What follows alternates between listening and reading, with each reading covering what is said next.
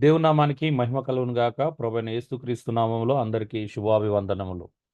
మనము పశ్చాత్తాపము మరియు మారుమనసు గురించి నేర్చుకుంటున్నాం. పశ్చాత్తాపం అంటే ఏంటో చూశాము. నిన్నటి దినంన పశ్చాత్తాపం అంటే ఏది కాదో చూశాము. అలాగే పశ్చాత్తాపం అంటే ఏదో చూశాము. దాదాపు అందులో ఒక 7 పాయింట్స్, ఇందులో ఒక 7 పాయింట్స్ మనం చూడడం జరిగింది. మరి ఈరోజు పశ్చాత్తాపం యొక్క 7 మెట్లు చూద్దాం. అసలు పశ్చాత్తాపంలో ఏముండాలి అనేది మనం చూద్దాం. నెంబర్ 1, పశ్చాత్తాపంలో పాపం యొక్క గ్రహింపు ఉండాలండి. పశ్చాత్తాపంలో ఉండాల్సినటువంటి ఎక్కాల్సిన మొదటి మెట్టు ఏంటి అంటే ఒక మెట్టు ఏంటంటే మొదటి మెట్టు పాపం యొక్క గ్రహింపు. నేను పాపం చేస్తున్నాను. ఇది పాపం కాదు అనేటువంటి అవగాహన ఉండాలి. చాలామంది వారు చేస్తున్నటువంటి పాపాన్ని గ్రహించలేరు. అది పాపమే కాదనుకుంటారు కొంతమంది. పాపాన్ని గ్రహించరు. పాపం కాదనుకునే వాళ్ళు చాలామంది ఉన్నారు. అయితే పాపము గ్రహింపు చాలా ఇంపార్టెంట్. రెండోది పాపపు యొక్క ఒప్పుకోలు. మనం చేసినటువంటి పాపాన్ని ఒప్పుకోవడం తెలియాలి. అది వ్యక్తి దగ్గరైతే వ్యక్తి దగ్గర, దేవుని దగ్గరైతే దేవుని దగ్గర, అది సంఘానికి సంబంధించినది సంఘం ఎదుట. ఎక్కడ తప్పు చేస్తే, ఎక్కడ పాపం చేస్తే, ఎవరికి విరోధంగా పాపం చేస్తే, వారి ఎదుట బహిరంగంగా ఒప్పుకోవడం నేర్చుకోవాలి. పాపాన్ని అంగీకరించాలి, ఒప్పుకోవాలండి. మూడోది ఆ చేసిన పాపంకై దుఃఖించాలా. అంటే ఆ దుఃఖం కనిపించాలా. నిజంగానే నువ్వు రిగ్రెట్ అవుతున్నావు. నిజంగానే నువ్వు బాధపడుతున్నావు. నిజంగానే నువ్వు పశ్చాత్తాపపడుతున్నావు అనేది ఖచ్చితంగా మన జీవితంలో కనిపించాలా. పశ్చాత్తాపం యొక్క 7 మెట్లలో 4 మెట్టు పాపానికై సిగ్గుపడాలా. అయ్యో! నేనేంటి పాపం చేశానా అనేటువంటి సిగ్గుండాలా. సిగ్గు రావాలి. అంటే అయ్యో! నేను ఇలాంటి చేయకూడదే. నేను ఇలా చేశానా? అయ్యో! నేను ఇలా ఇంకోసారి చెయ్యను. ఇది అవమానకరము. ఇది సిగ్గు కలిగించే విషయము. నాలాంటి ఒక పరిచర్యలో ఉన్నవాడు, లేకపోతే నేను క్రీస్తుని అంగీకరించిన వాడిని, నేను ఒక విశ్వాసిని, అన్యజనులు చూస్తే ఏవలా ఉంటుంది? దేవుని నామానికి నేను చేసినటువంటి పాపం ఎంత అవమానకరంగా ఉంటుందని మనం సిగ్గుపడడం నేర్చుకోవాలి పాప విషయంలో. ఆ! ఐదోది పాపాన్ని ద్వేషించడం. అరే! మరలా చేయకుండా నిమిత్తం మనం చేసినటువంటి పాపాన్ని ద్వేషించడం నేర్చుకోవాలా. పశ్చాత్తాపం అంటే ఏదో ఒకటి ఎప్పుడో ఒకసారి ఎమోషనల్ అయిపోవడము, ఎప్పుడో ఒకసారి ఏడవడం కాదు. ఈ క్రమం జరిగితేనే మనము మరలా పాపం చేయలేము. లేదంటే నేను చెప్పుకున్నట్టు కుక్క తన వాంతికి తిరిగినట్లు అనే సామెత చొప్పున కడగబడిన పంది బురదలోకి బొర్లిన సామెత చొప్పున జరుగుతది. పేతురే అన్నాడు. నిజమే, చాలామంది అలాంటి పరిస్థితిని ఎదుర్కొంటున్నారు. ఆరోది పాపము నుండి వెనుదిరుగుట. 2 పేతురు 2:22లో చెప్పినట్టు పాపం నుండి వెనుదిరగాలి. అంటే మరలా దాన్ని ద్వేషించడం మాత్రమే గాదు, దాని నుంచి యూటర్న్ తీసుకోవాలి. అంటే మళ్ళీ అక్కడికి రాకూడదని నిశ్చయంత ఉండాలి. మళ్ళీ దాన్ని చేయకూడదు, దాని వైపు తిరగకూడదు, దాని వైపు మరలకూడదు, దాని వైపు మళ్ళీ కన్నెత్తి కూడా చూడకూడదు అన్నంతగా వెనుదిరగాలి. చివరిది ఏంటి అంటే పాపపు నష్టపరిహారం చెల్లించిన ఆ క్రీస్తు బలి వైపు చూడాలి. నాకక్కడ క్షమాపణ ఉంది. ఆయన దెబ్బ ఆయ ఆయన వద్ద తప్పించి నాకు మరొక చోట క్షమాపణ లేదు. ఆయన చాలా అద్భుతమైనటువంటి వ్యక్తి. నా పాపాన్ని క్షమిస్తాడు. నష్టపరిహారం ఆల్రెడీ ఆయన చెల్లించాడు. ఆయన నా బలహీనతలకు సహాయం చేస్తాడు అని మళ్ళా క్రీస్తు బలియాగం వైపు నేర్చుకున్నాం అనుకోండి. ఈ 7 మెట్లు మీరు ఎక్కగలిగితే మీరు చేసే పాపం మరలా మరలా చేయలేం. మనం ఎవరమైనా కావచ్చండి. ఈ 7 మెట్లెక్కాలి పశ్చాత్తాపంలో. హ్మ్. ఫస్ట్ పాపం గ్రహించాలి. నేనిక్కడ పాపం చేస్తున్నాను అనేది ఫస్ట్ గ్రహించాల. చాలామంది గ్రహించరు. పాపం అనుకోరు చాలామంది. హ్మ్. వాక్య వ్యతిరేకమైన చేసిన పాపం అనుకోరు. వ్యక్తిగతమైన చేసిన పాపం అనుకోరు. ఇంట్ల కొట్లాడినా, తిట్టినా, ఇంకేం చేసినా పాపం అనుకోరు. అది రైటే అనుకుంటారు. కామన్ అనుకుంటారు. సహజం. కుటుంబంలో ఇవన్నీ సహజంగానే జరుగుతాయి. భార్యలను కొట్టడం కూడా పాపం అనుకోరు ఎవరు. అవునా? కొంతమంది ఇష్టానుసారం కొట్టేవాళ్ళుంటారు. కొంతమంది పిల్లల్ని కొడతారు. కొంతమంది తిడతా ఉంటారు. నోరు తెరిస్తే బూతులే. అబ్యూజింగ్ వర్డ్స్ ఉంటాయి. ఆ! అయినా గూడా వాళ్ళకేందంటే అది పాపం అనుకోరు. ఏమంటారంటే అది పాపం అనుకుంటారా అండి మనం? ప్రతిదినం మన ఇళ్లలో జరిగే కార్యాలను పాపం అనుకుంటామా? హలో! అనుకోరండి. అయ్యో! ఇది సీరియస్ విషయమే. నేనిలా ఉండకూడదే. నేనొక పరిచర్యలో ఉన్నాను. నేనొక బోధకునిగా ఉన్నాను. లేకపోతే నేను క్రైస్తవుని, నేనొక విశ్వాసిని. నా చుట్టుపక్కల చూస్తున్న అన్యులేమనుకుంటారు? ఇది నా దేవునామానికి అవమానకరంగా ఉంటది అని అనుకోరు. కొట్టుకునే రోజు, రోజు తిట్టుకోవడం సహజం అనుకుంటారు ఫ్యామిలీలో. అవునా? అబద్దాలాడడం, మోసం జేయడము, లేకపోతే డబ్బుల దగ్గర కొంచెం తప్పుడు లెక్కలు, తప్పుడు విధానాలు ప్రవర్తించడము, యథార్థంగా ఉండకపోవడము. ఇవన్నీ పెద్ద సీరియస్ విషయాలు గాదు మనకు. నిజమా కాదా చెప్పండి? నిజమే అన్న. ఆకలేస్తే మనకు అవసరత ఉంది గాబట్టి 4 అబద్దాలు ఆడొచ్చు. అవసరత ఉంది గాబట్టి 4 డబ్బులు దోసుకోవచ్చు. ఏమంటారు? తప్పేం కాదు కదా అవసరం ఉన్నప్పుడు. తప్పే అన్న. అంటే అలవాటుగా చేసుకున్నాం ఇక మనం కొన్ని పాపాలను అలవాటు చేసుకున్నాం. అది పాపం అని గ్రహింపుకోవడం లేదు. ఉం? ఎంత ప్రమాదం అండి అసలు. ఎక్కువ ప్రతిదీ తెలుసుకోవాలి. మనం చిన్న చిన్నవి కూడా ఆలోచించాలా. ఆ? బాధపడాలి ఎవరన్నా ఏమన్నందుకు. అయ్యో నేను అలా అనకూడదే, నేను ఎందుకు అలా టెంప్ట్ అవుతున్నాను, ఎందుకు ఆవేశపడుతున్నాను, ఎందుకు అంత కోపం నాకు, అయ్యో నేను ప్రజలతో ప్రేమగా వ్యవహరించాలి. చిన్న చిన్న విషయాలు కూడా రియలైజ్ కావాలా. ఆ? పాపపు గ్రహింపు చాలా ఇంపార్టెంట్. రెండోది ఆ పాపాన్ని ఒప్పుకోవాలి. ఎస్ నేను పాపం చేస్తున్నాను, ఇది కూడా ఒక పాపమే అని ఒప్పుకోవాలి. మూడోది పాపానికై దుఃఖించాలి. అయ్యో నేను మరలా చేయకుండా దుఃఖపడాలి. నా వల్ల బాధ కలుగుతుంది, నా వల్ల ఇతరులు హర్ట్ అవుతున్నారు, నా వల్ల ఇతరులు ఇబ్బంది కలుగుతుంది అనేది ఆ దుఃఖం ఉండాలా.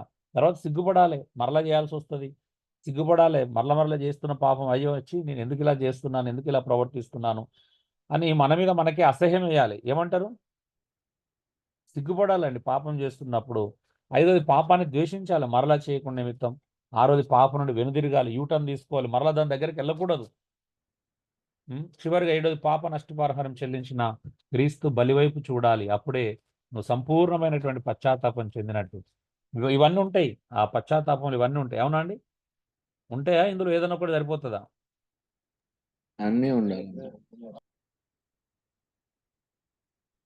అబ్బా నేనైతే పాపాన్ని ఒప్పుకున్నాను సరిపోతుందా? చాలా మంది ఒప్పుకునే దగ్గర అయిపోయారు. అవునా? దుఃఖించరు, సిగ్గుపడరు, ద్వేషించరు, వెనుదిరగరు. అవునా?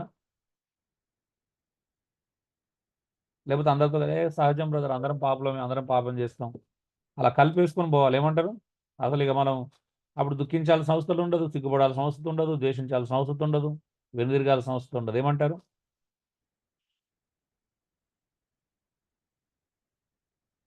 సో ఇవి సరిగా లేకపోయినట్లయితే మారు మనసులో లోపం ఉన్నట్లే. సో కన్ను యొక్క మొదటి పని చూడ్చుట అండి, రెండో పని ఏడ్చుట. మొదట నువ్వు చూస్తున్న పాపాన్ని పరిశీలించు, నువ్వు చేస్తున్న పాపాన్ని పరిశీలించి చూడు. ఆ తర్వాత ఆ పాప విషయమే కన్నీరు కార్చు. పాపాన్ని చూడండి, పాపాన్ని పరిశీలించి చూడండి. నువ్వు ఏమేమో పరిశీలించి చూస్తున్నావు ఈ భూమి మీద, ఈ లోకంలో. అవునా? లేని అన్ని చూస్తున్నావు, నీకు అనవసరమైన అన్ని చూస్తున్నావు. లేకపోతే ఏదో చూస్తున్నావు, నాకు ఆస్తి కావాలి, అంతస్తు కావాలి, ఈ సమాజంలో నిలబడాలి, ఎదుర్కోవాలి, ఇవన్నీ. సో నువ్వు దేన్నో చూస్తున్నావు, పక్కింటోళ్ళతో కంపేర్ చేసుకొని వేరే విషయాలు చూస్తున్నావు. కానీ మరి ఎందుకు చూడట్లేదు? నువ్వు చేస్తున్న పాపాన్ని ఎందుకు చూడట్లేదు? కళ్ళు కేవలం ఈ లోకంలో ఉన్న అందాలు చూడడానికి, ఆస్తులు చూడడానికి, ఐశ్వర్యాలు చూసి పక్కలతో పోల్చుకొని బాధపడడానికి కాదు. కళ్ళు చాలా వాటికి ఇవ్వబడేది. ఫస్ట్ కళ్ళతో నువ్వు చేస్తున్న పాపాన్ని పరిశీలించి చూడు, నిన్ను గ్రహించు, నీ ఆత్మ మనోనేత్రాలు వెలిగించుకొని నువ్వు చేస్తున్న బలహీనత, నీకున్న బలహీనతల వైపు చూడు, నీ లోపల ఉన్న పాపం వైపు చూడు, పాప నైజం వైపు చూడు. ఆ తర్వాత ఆ పాప విషయమే కన్నీరు గార్చడం నేర్చుకోండి. అయ్యో నాలో ఇంత బలహీనత ఉందా, ఇంత భయంకరమైన పాపం ఉందా, నేను ఇంత బలహీనున్నా, నేను ఇంత తప్పిపోతున్నానా, నేనేమో మంచిగానే ఉన్నాను అనుకుంటున్నాను, ఎందుకంటే బయటికి మంచిగానే ప్రార్థన చేస్తున్నాను, ఉపవాసాలు ఉంటున్నాను, సంఘానికి వెళ్తున్నాను, అడిగినప్పుడు కానుకలు ఇస్తున్నాను, గృహ కూడికలకు వెళ్తున్నాను, సెమినార్లకు వెళ్తున్నాను, మీటింగ్లకు వెళ్తున్నాను, అంతా బాగానే ఉన్నట్టుందే. అయినా ఎక్కడో ఒక లోపం ఉంది మనకి, ఎక్కడో ఒక బలహీనత ఉంది, ఎక్కడో ఒక పాప స్వభావం మనల్ని ప్రభావితం చేస్తుంది. అక్కడ తప్పిపోతున్నాం, అక్కడ లోబడుతున్నాం, అక్కడ ఓడిపోతున్నాం, మరలా ఓడిపోతున్నాం. అవునా అండి? లేవంట్రా అలాంటి ఓడిపోయే బలహీనతలు మనకి మరలా ఉన్నాయన్న.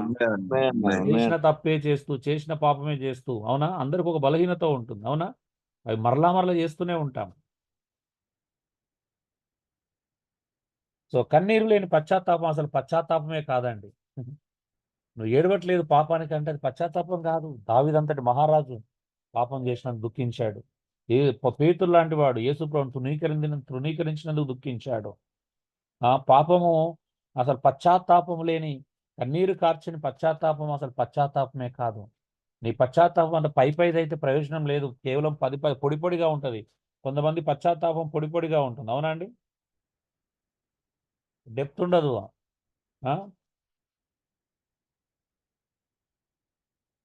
లోపల్లాకి వెళ్ళడం ఉండడం, ఇంటెన్స్ ఉండదు. అంటే ఆ డెప్త్ ఉండదు, ఏదో పైకి మీద అవును బ్రదర్ నిజంగానే నేను బలహీనతలు ఉన్నాయి బ్రదర్ అట్లా పైకి ఒప్పుకుంటారు. కానీ ఆ లోపల అంతరంగంలో జరిగే మార్పును కాంక్షించే పశ్చాత్తాపం జరగదు. మీరు చూడండి, అప్పుడే పుట్టిన బిడ్డ ఏడవలేదనుకో ప్రాబ్లం, ఆరోగ్యంగా ఉన్నట్ట, ఏడిస్తే ఆరోగ్యంగా ఉన్నట్ట? ఏడిస్తేనే ఏడవ ఆరోగ్యంగా ఉన్నట్టు. ఏడవకపోతే డాక్టరు కింద మీద వేసి వెనకాల కొట్టి మరి గిల్లి మరి ఏడిపిస్తాడు. అవునా? ఏడవకపోతే అవునన్న. ఎస్. ఏడిస్తేనే ఆరోగ్యంగా ఉన్నట్టు. అలాగే ఆత్మ సంబంధంగా మారాలనుకున్న వ్యక్తికి కన్నీరు గార్చాలి. పశ్చాత్తాపంతో ఆత్మను శుద్ధి చేసుకోవాలి. దేవుని దగ్గర, ప్రభు దగ్గర వేడుకోవాలి. లేదు అంటే నీ పశ్చాత్తాపము సరైన పశ్చాత్తాపం కాదు. నీకు దుఃఖం కలగట్లేదు, నీకు ఏడుపు కలగట్లేదు. ఉం? అంటే నీ పశ్చాత్తాపంలో లోపం ఉన్నట్టేగా. సహోదరుడు జాక్సన్ కనిపిస్తలేడు నిన్న ఇవాళ. వచ్చాడా?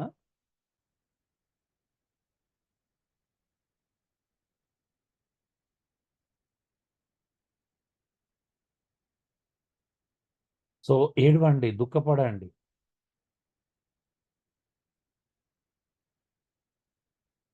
Ice are mirrors of the soul అంటాం. కళ్ళు ఉం? ఆత్మకు అద్దాలు లాంటివి. మారు మనసుకై పశ్చాత్తాపడు క్రీస్తును సిలువ కొట్టిన ఆ మేకుల స్పర్శను అనుభవిస్తారు. నిజంగా నువ్వు మారు మనసు పొందే పశ్చాత్తాపం నీలో ఉంటే, నిజంగా నువ్వు మారాలనుకుంటే, చేంజ్ కావాలనేటువంటి దృక్పథం నీలో ఉంటే, మనకేం ఫీలింగ్ ఉంటుందంటే క్రీస్తును సిలువ కొట్టిన ఆ మేకుల స్పర్శను అనుభవిస్తావంట. అయ్యో నేను చేసిన పాపం కారణంగా మరలా యేసు ప్రభును సిలువ వేస్తున్నారు అనేటువంటి ఆ స్పర్శ నీలో ఉంటుందంట. ఎంత అద్భుతమైన విషయం, నిజమే కదా. బైబిల్లో కూడా చూస్తాం, ఎవరైనా మరలా పాపం చేస్తే బాహటంగా యేసు ప్రభుని సిలువ వేసినట్టు అంట. అవునండి? నిజమేనా? మనం మనం పాపం చేస్తున్నాం అంటే యేసు ప్రభుని మరలా సిలువ వేసినట్టు అంట. నిజమేనా? నిజమే అన్న.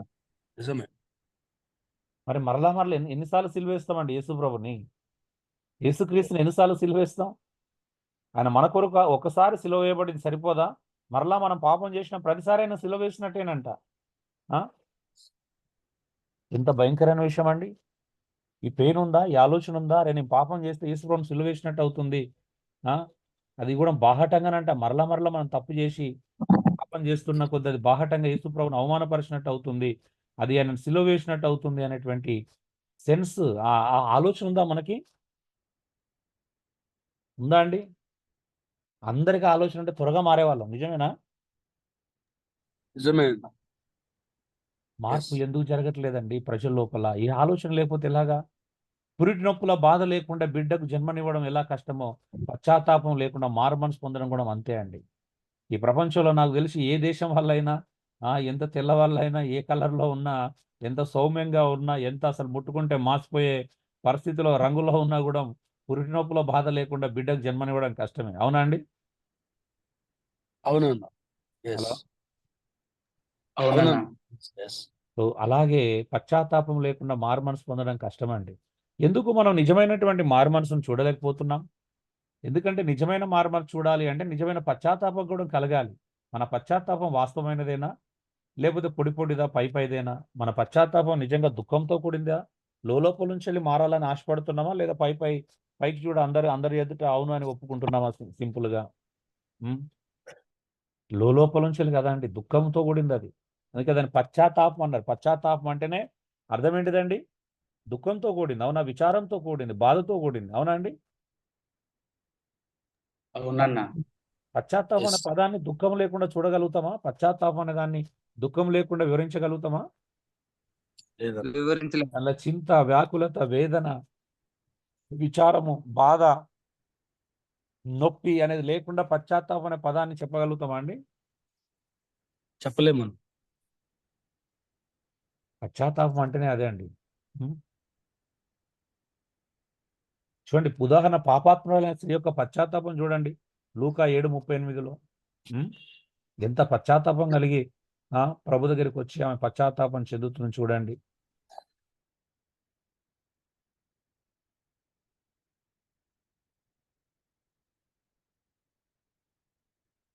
అందుకే ఎబ్రి గంధకర్త అంటాడు, పాపంతో పోరాడుటలు రక్తం కారణంతగా ఎదిరింపవాలనంట. ఎంత ఎదిరింపాలా? అసలు ఆ ఫీలింగ్ ఉందా అండి?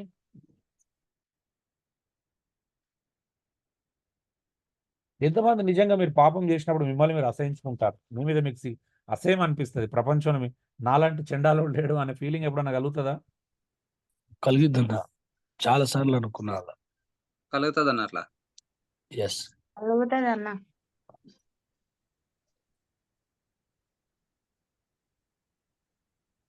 నిజంగా పశ్చాత్తాపం మారుమనసు పొందాలనుకున్నాక ఆ ఫీలింగ్ ఉంటుంది. పాపం చేసినప్పుడు తనను తను అలాగే చూసుకుంటాడు.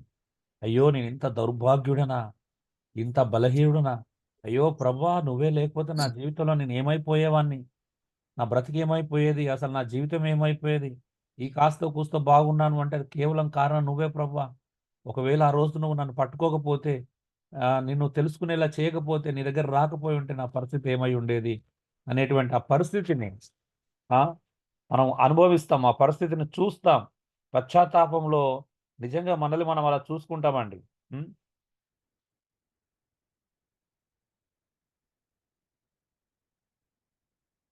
సో ఈరోజు మరి అలాంటి పశ్చాత్తాపం లేకపోవడం, అలాంటి బాధను మనం అనుభవించలేకపోతున్నామా? మనల్ని మనం చూసుకోలేని స్థితిలో ఉన్నామా? డియర్ బ్రదర్స్ అండ్ సిస్టర్స్, మనం రియలైజ్ కావాలండి. ఇది మామూలు విషయం కాదు, చిన్న విషయం కాదు. ఈరోజు క్రైస్తవ్యము ఇంత అవమానకరంగా ఉండడానికి కారణము నిజమైనటువంటి మారుమనసు లేకపోవడమే. నిజమైన మారుమనసు లేదంటే అర్థమైంది అంటే పశ్చాత్తాపం, పాపం చేసినప్పుడు ఎవరు పశ్చాత్తాపం చెందట్లేదు వాస్తవం చెప్పాలంటే. ఉం?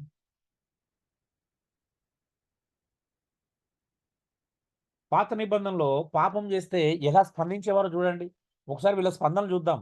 దీని అర్థం ఏంటంటే మనం అలా చేయాలని కాదు, ఆ పెయిన్ మనం ఫీల్ అవుతున్నామా.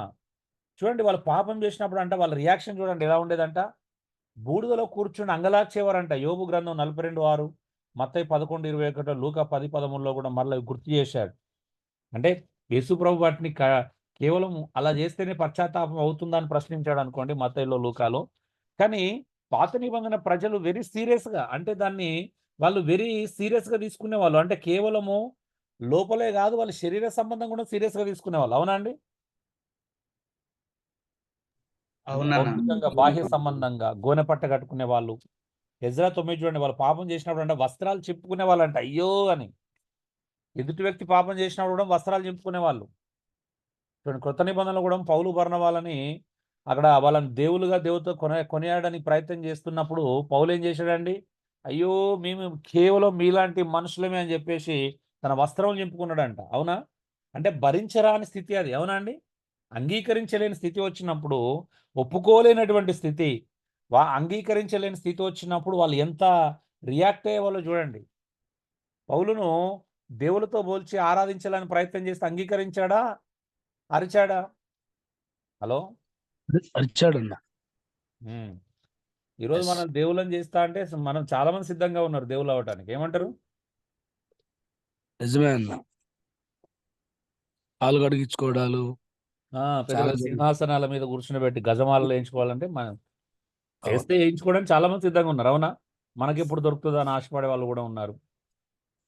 అలాంటి అవునన్న. మహాభాగ్యం. ఏమంటారు? అవునన్న. ఎస్. వాళ్ళు వస్త్రాలు చింపుకున్నారు. వాళ్ళకు అనవసరమైన ప్రాధాన్యత, విలువ ఇచ్చినప్పుడు వాళ్ళు దాన్ని అంగీకరించలే. అంత పెయిన్ చూపించాడు పౌలైతే. పాత నిబంధనలు అలా పాపం చేశాడు. రొమ్ము కొట్టుకునే వాళ్ళంట. లూకా 18:13లో ఆ పాపి చూడు రొమ్ము కొట్టుకున్నాడంట. అవునా, నేను అంత అర్హుణ్ణి కాదు, అయ్యో దేవా నేను అసలు అర్హతనే లేదు నాకు అని రొమ్ము కొట్టుకుంటున్నాడంట. ఉమ్.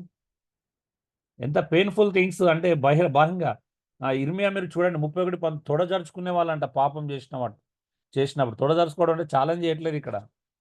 ఆ, మన బయట చేసినట్టు సినిమాలు చూపించినట్టు తొడజరుచుకోవడం అంటే ఇక్కడ ఛాలెంజ్లు కాదు. ఇర్మియా 31:19లో తొడజరుచుకోవడం అనేది పాపం యొక్క సందర్భంలో.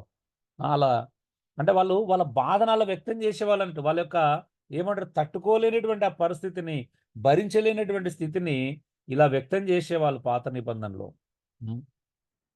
తల మరి గడ్డ వెంట్రుకలు పీక్కునే వాళ్ళండి. ఎజ్రా 9:3 చదవండి. పీక్కునే వాళ్ళంట. వాళ్ళు ఏం పీక్కునే వాళ్ళు? తల యొక్క మరి గడ్డ యొక్క వెంట్రుకలు పీక్కునే వాళ్ళంటే పాపం జరిగితే. యోవేలు 2:10లో హృదయాన్ని చింపుకోవాలనేటువంటి మాటను మనం చూస్తాం. సో మరి వీటిని ఉదాహరించడంలో ముఖ్య ఉద్దేశం మీరు కూడా ఇలా చేయాలని కాదని.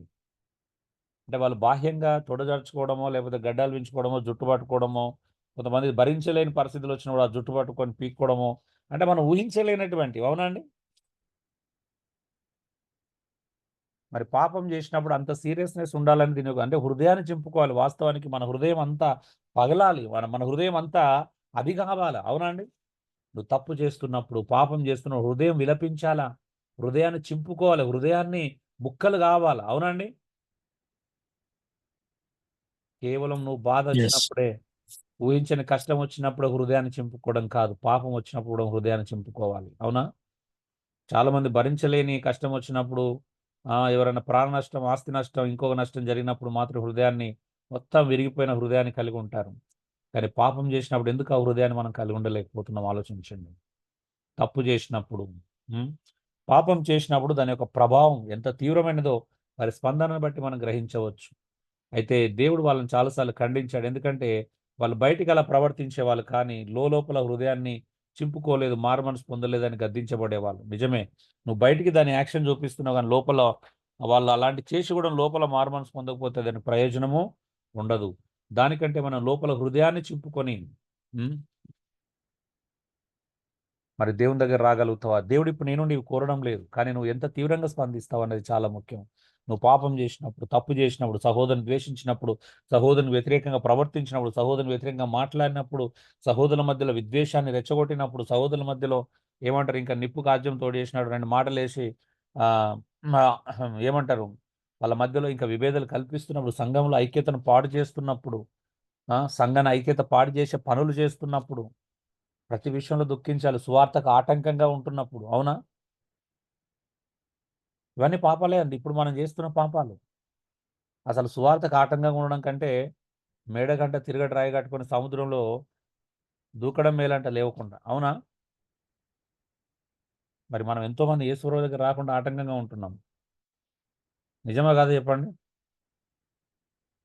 అసలు పెయిన్ ఉందా అండి? మన వాళ్ళు యేసుప్రభు దగ్గరికి మనం రాకుండా మనం ఇతరులకు ఆటంకంగా ఉంటున్న పెయిన్ ఉంటదా ఎవరికైనా అలాగా? ఎంతమంది అనుభవిస్తున్నారండి క్రైస్తవ జీవితంలో? ఎంతమంది నేర్చుకున్నారు? అరే! నేను ఎవరికి ఆటంకంగా ఉండకూడదు. నా వల్ల అన్యజనులకు నేను ఆటంకంగా ఉండకూడదు. యేసుప్రభు దగ్గర రాకుండా నేను అడ్డుగా ఉండకూడదు. నా ప్రవర్తన, నా మాట తీరు ఆ! ఉందా అసలు ఈ ఫీలింగ్స్‌లో బ్రతుకుతున్నామా మనం? ఇలాంటి ఉన్నాయా మనకు స్పర్శలు? హలో! మాట్లాడరేంటండి? చాలా వరకు లేవన్నా. చాలా వరకు లేవన్న.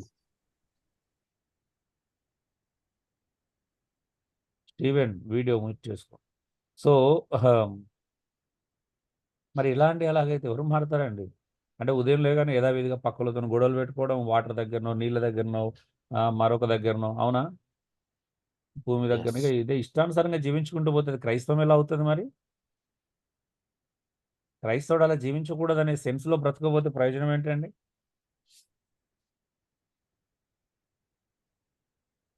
ఎస్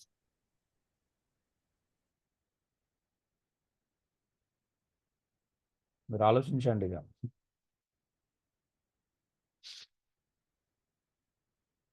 చూడండి, అన్నిటికంటే ముఖ్యంగా హృదయములు చింపుకోవాలి. అపోస్తల కార్యంలో మనం చూస్తాం. ఈ ప్రజలు హృదయాన్ని చింపుకోలేదంట. హ్మ్. సో, పాపం యొక్క ప్రభావం ఎంత తీవ్రంగా ఉంటుందో రికార్డ్ చేసి చూపిస్తేనే అర్థమవుతదండి. అవునా? చేసినప్పుడు ఎవరికీ అర్థం కాదు. దాన్ని ఒకసారి రికార్డ్ చేసి చూపిస్తే బాగుంటది గదా! ఏమంటారు? హలో! భరించే విధంగా ఉంటదా? భరించరానిగా ఉంటుందా? ఉంది కదా, భరించలేని దాన్ని. పాపము భరించలేనిదండి. అందులో నువ్వు చేస్తున్న పాపాన్ని నీకు చూపిస్తే నువ్వు ఎప్పటికి భరించలేవు. అవునా? అసలు దాని గురించి మాట్లాడితేనే ఒప్పుకోం మనం. నువ్వు ఒకప్పుడు ఇలా పాపం చేసావు కదంటే, పోనీలే బ్రదర్ దాన్ని వదిలేసేయి ఇప్పుడు ఆ ప్రస్తావన ఎందుకని అంటారు. అవునా? హలో! అవునన్నా. అవునన్నా. వినడానికి అవును బాగా వినసొంపుగా చెప్తారు. ఉంటదా అండి? ఉండదన్నా. ఉండదన్న. మొన్న నువ్వు అలా చేసావు బ్రదర్ అది రైట్ కాదు అంటే, పోనీలే బ్రదర్ అప్పుడు అలా చేశాను కదా దాన్ని వదిలేయండి బ్రదర్ ఊరికే దాన్ని తెప్పించినాను చచ్చిన పాముని ఇంకెందుకు చంపుతారు అన్నట్టు ఉంటుంది. అవునా? అవునన్నా. ఎవరైనా ఇష్టపడతారా అండి మళ్ళీ దాన్ని గుర్తు చేయడానికి? ఎంత మాత్రం ఇష్టపడరన్నా. బ్రదర్స్ వీడియోలు దయచేసి ఆన్ చేసుకోకండి. మీరు వినండి. వినే దాని మీద శ్రద్ధ పెట్టండి.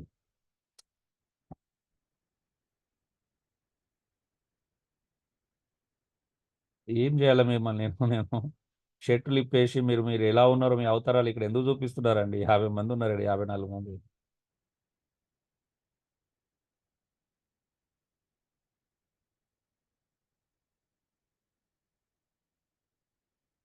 నాకు స్టాప్ చేస్తలేదండి. ఇక మీరు చూసుకోండి ఇక మీ ఇష్టం. పౌలు కూడా ఎంత తీవ్రంగా స్పందించాడో చూడండి. రోమా 7:24లో తన పాప స్వభావం గురించి, శరీర స్వభావం గురించి ఆలోచిస్తున్నప్పుడు, మాట్లాడుతున్నప్పుడు తను ఎంత భయంకరంగా ఉన్నాడో చెప్తున్నాడు. అంటే అయ్యో ఇట్టి మరణంకు లోనగు శరీరాన్ని నుంచి నన్ను ఎవడు తప్పించును అంటున్నాడు. అంటే శరీర సంబంధమైన పాపం చేసినప్పుడు, అంటే శరీర సంబంధమైన పాపము తన మనసులో తనకి ఇష్టం లేనిది అటువంటి జరుగుతున్నప్పుడు, నేను ఒక సహోదరుడు వచ్చాడు విజిటింగ్కి, ప్రభుని నమ్ముకున్న తన సందర్భాన్ని గుర్తు చేస్తూ నేను అసాధారణంగా జీవించాలనుకున్నాను, ప్రభుని నమ్ముకోగానే ఒక దేవదూతలాగా మారిపోవాలి, నాకు అసలు ఎలాంటి పాపం చేయకూడదు, కలలో కూడా నాకు చెడు ఆలోచనలు రాకూడదు అనుకున్నాను, కలలో కూడా నేను ఊహించుకొని, అంటే నేను కలలో కూడా నా ప్రమేయం లేకుండా తప్పుడు ఆలోచనలు రాకూడదు, చెడు ఆలోచనలు రాకూడదు అనుకున్నంత సీరియస్నెస్గా వచ్చాడంట. అన్న వాయిస్ హలో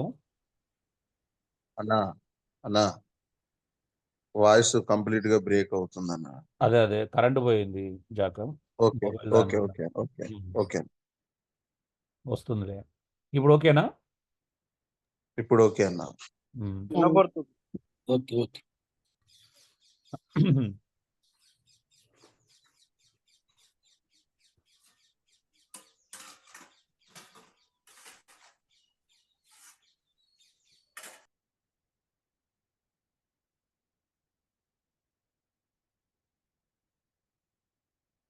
సో పౌలు కూడా ఎంతో తీవ్రంగా స్పందించడం మనం చూస్తున్నాం. నిన్న నేను చెప్పినట్టుగా ఒక సహోదరుడు ఆరంభంలో క్రీస్తు నమ్ముకోవడానికి ప్రభు నమ్ముకొని బాప్టిజం తీసుకోగానే దేవదూతలో మారిపోవాలనుకున్నాడంట. అంటే ఇంకా పాపం ఎన్నడూ చేయని పరిస్థితికి రావాలి అనుకున్నాడంట. సో అలాగా ఆయన ప్రభు నమ్ముకొని బాప్టిజం తీసుకున్నాం కానీ అలాంటి మార్పు ఏం జరగలేదు. యథావిధిగా పాప ఆలోచనలు వస్తున్నాయి అంటే యథావిధిగా మళ్ళీ అన్నీ వస్తాయి. అవునా? అది భరించలేకపోయాడంట. నా వల్ల కాదు ఇది దీనికంటే బెటర్గా ప్రభుని ఇలా ఉంటే నేను ప్రభుని గురించి ఏం ప్రకటిస్తాను, ప్రభుని గురించి ఇంకెవరికి ప్రచురించకూడదు, ఓన్లీ విగ్రహారం చేయను, అలా చెప్పేసి నేను ప్రభుని వదిలేను, ప్రభుని నా మనసులో పెట్టుకొని నా మటుకు నేను క్రైస్తవం జీవిస్తే కానీ ఎవరికి నేను చెప్పను అనుకున్నాడంట. తర్వాత వాచ్మెన్ గారు రాసినటువంటి సాధారణ క్రైస్తవ జీవితం పుస్తకం చదువుకొని, సో అందులో ఫిన్నీది ఫస్ట్ లైన్లోనే ఉంటుంది. ఏంటి అంటే ఆయన ప్రసంగం మీద పులిపీట మీద ప్రసంగం చేసి వచ్చి తన పాపం గురించి మాట్లాడతాడు. అయ్యో నేను ఇంకా పాప ఆలోచన చేత నేను శోధించబడుతున్నానే అని బాధపడడం చెప్తాడు అన్నట్టు. అంటే ఓకే, అంటే ఇంత గొప్ప సేవకులు కూడా, గొప్ప గొప్ప మేధావులు, అంటే గొప్ప గొప్ప భక్తులు కూడా ఇంకా పాప స్వభావంతో పోరాడుతున్నారా అని ఆయన గ్రహించినప్పుడు ఇది తప్పదు, జీవితాంతం మనం ఆ పాపంతో పోరాడాల్సిందే అనేటువంటి సత్యాన్ని గ్రహించాడు. అంటే నిజంగా ఈరోజు చాలా మందికి అది ఉండదు. ఆయన నేను ఒకే కాలం రక్షించబడ్డాం 2000లో, నిన్న వచ్చాడు నన్ను విజిటింగ్ చేయడానికి, సో ఫ్యామిలీతోని. సో చెప్తున్నా ఆయన ఇవి షేర్ చేసుకుంటున్నాడు, ఎలాగా స్టార్టింగ్లో ఏమైందని మళ్ళీ గుర్తు చేశాడు. సో నిజమే, అంటే పాపము చేయకుండా ఉండలేం, కానీ మనం పశ్చాత్తాపం చెందాలి. తప్పు జరిగినప్పుడు, పాపం జరిగినప్పుడు బాధపడడం, పశ్చాత్తాపం చెందడం. చూడండి, పేతురు సువార్త విన్నప్పుడు యూదుల స్పందన చూడండి, ఏమన్నారంటే హృదయంలో పొడవబడ్డారంట, నొచ్చుకొని అని ఉంటుంది, పుట్టినోట్లో పొడవబడి. అంటే పొడవబడ్డం అంటే దేనికి పొడవబడ్డారండి?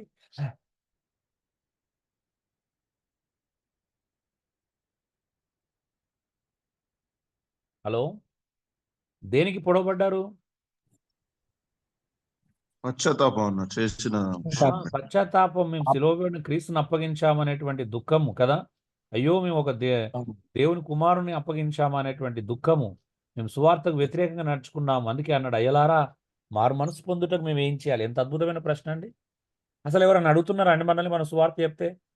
అయ్యలా అన్నా మేము ఏం చేయాలి ఇప్పుడు, తమ్ముడు ఏం చేయాలా నేను అని అడుగుతున్నారా మన సువార్తలో? లేదన్న, ఇంకా వెళ్ళగొడుతున్నారు అక్కడి నుంచి. నేను ఆ సహోదరుడు అని చెప్తూ ఏమన్నాడు, అసలు ఎక్కడికైనా ఈరోజు నిజమైన గాస్పల్ లేదు, ఊర్లలోకి వెళ్తే అసలు మారు మనసు లేదు, ఎవరికి ఏం చూసినా ఎప్పుడు చూసినా కాలు నొస్తుందో అంటే అన్ని స్వస్థతలు ఆశీర్వాదాల కోసమే ప్రభుని నమ్ముకొని అదే సువార్త అనుకుంటున్నారు.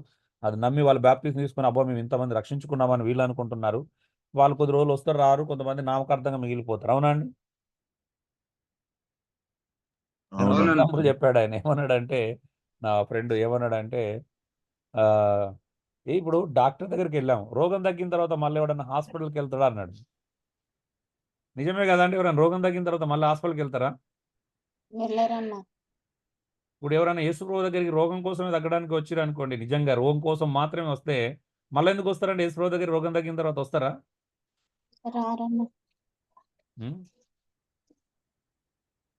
మనం నేర్చుకున్నాం కదా, ఈజ్ యువర్ సాల్వేషన్ బిబిలికల్, నీ రక్షణ వాక్యానుసారమైనది దాంట్లో నేర్చుకున్నాం కదా. 10 మంది శుద్ధులయ్యారు, కానీ ఒక్కడే తిరిగి వచ్చాడు. మిగతా 9 మంది వచ్చారా అండి? రాలే కదా. ప్రభు అడుగుతున్నాడు, 10 మంది శుద్ధులయ్యారు కదా, ఈ అన్యుడు తప్పించి మళ్ళీ దేవుని స్తుతించడానికి ఎవడు తిరిగి రాలేదని అడిగాడు. అంటే స్వస్థత పొందుతుంటే స్వస్థత అయిపోయింది, ఇంకా వాళ్ళకి ఏమవసరం దేవుని దగ్గర రావడానికి? అవునా కదండి? హలో, అవునన్నా, అవును. అక్కడ అవునన్నా. వరకు ఎందుకండి, మనమే కంఫర్ట్ గా ఫీల్ అవుతాం. ఇప్పుడు అడిగిన దేవుడు ఇచ్చేసిన అనుకో, మనకు దేవునితో పెద్దగా సంబంధాలు కొనసాగించలేం. నిజమా? ఎస్. నేను ఇప్పటికీ అదే భయంతో బ్రతుకుతున్నాను. ఎందుకనంటే ప్రభుని అడుగునేది అంటే, ప్రభా నువ్వు అన్ని మాకు సమృద్ధిగా ఇచ్చినావు అనుకో, నేను నీ మీద ఆధారపడం ప్రభా, నీ మీద ఆధారపడని దుస్థితి రాకూడదు. ప్రతిరోజు నీ మీద ఆధారపడాలి. అవునా అండి? హలో, అవునన్నా. ఇప్పుడు మీ అందరి సేవకులు నెలకు 10-15 వేలు, నాకు ఒకవేళ పరిస్థితి వచ్చి 10-15 వేలు సపోర్ట్ చేసిన అనుకోండి, ఇక మీరు దేవుని మీద ఆధారపడతారా? నిజంగా చెప్పండి, ఉహు. ఒక్క మాట చెప్పండి. విశ్వాసం ఉంటుంది అప్పుడు? ఉండదన్నా. సేవకులారా మిమ్మల్ని అడుగుతుంది, పరిచర్లో ఉన్న వారిని. ఉండదన్నా, ఉండదన్నా. తగ్గుద్దన్న. క్లాసు దేవుని మీద ఆధారపడము, విశ్వాసం ఉంచడం, ఇవన్నీ ఉంటాయి అప్పుడు ఇక. ఉండదన్నా. అందుకే సేవలో ఉన్నవానికి ఎప్పుడు అన్ని సమృద్ధిగా ఉండొద్దు. ఎప్పుడు దేవుని మీద ఆధారపడే పరిస్థితులు ఉంటాయి. అసలు వాసన చెప్పిన ప్రతి విశ్వాసి కూడా అనుక్షణం దేవుని మీద ఆధారపడే విధంగానే ఉండాలి. అవునండి? అవునన్నా. అదే ఆశీర్వాదం. అలా ఆధారపడే పరిస్థితి లేదంటే అది శాపం మనకి. అవునా అండి? అవునన్నా. అందుకే సువార్తను తప్పుగా చెప్పకూడదండి ప్రజలకి. ఆ గొడవపడాలి, నొచ్చుకోవాలి. సువార్త వింటున్నప్పుడు ప్రజలు బాధను వ్యక్తం చేయాలా, దుఃఖపడాలి. అవునా? మరి అలాంటి గాస్పెల్ ఎక్కడ చెప్తున్నాం? సువార్త అంటే కొంతమంది బట్టలు వంచడం అనుకుంటారు, సువార్త అంటే కొంతమంది అన్నం పెట్టడం అనుకుంటారు, సువార్త అంటే కొంతమంది ట్రాకులు వంచి రావడం అనుకుంటారు. ఇది కాదు నిజమైన గాస్పెల్. అవునా? గాస్పెల్ అంటే హృదయం పొడవబడాలండి, మనం చెప్పే మాట పుచ్చుకోవాలి. అవునా? అవునయ్యా. చూడండి, నిన్న ఫెలిక్స్కు పౌలు సువార్త చెప్తుంటే ఫెలిక్స్ భయం వేసింది. అవునా? భయం వేసిందా, కంఫర్ట్గా అనిపించిందా? భయం వేసిందన్నా. భయం వేసింది. మరి నువ్వు చేసే సువార్త ఎలా అవుతుంది? నువ్వు చేస్తున్నప్పుడు ఎవరికి నొప్పే కలగట్లేదు, ఎవరు నేను అసహించుకోవట్లేదు, ఎవరు నేను ద్వేషించట్లేదు, ఎవరు నిన్ను తరమట్లేదు, ఎవరు నిన్ను నాకు చాలుగా చెప్పిన కాడి, కానీ ఎవరు నిన్ను గదమట్లేదు అని అంటే నువ్వు చెప్పే సువార్త కాదన్నట్టే కదా. అవునా? కరెక్టే, వాస్తవం అది. నువ్వు ఏదో చెప్తున్నావు, యేసుప్రభువు నమ్మకం మంచి జరుగుతుందని చెప్తున్నావు, దానికి ఎవరు తిడతాడు? ఎవరు తిట్టాడు? అవునా? తిట్టడం ఎవరు తిడతాడు? కొంచెం మత సంబంధంగా ఇప్పుడు బీజేపీ వాళ్ళు కొంతమంది వచ్చారు కదా, అలాంటి వాళ్ళు తిడతారు. నార్మల్ పీపుల్ ఎందుకు సీరియస్ అవుతారండి? అవునా?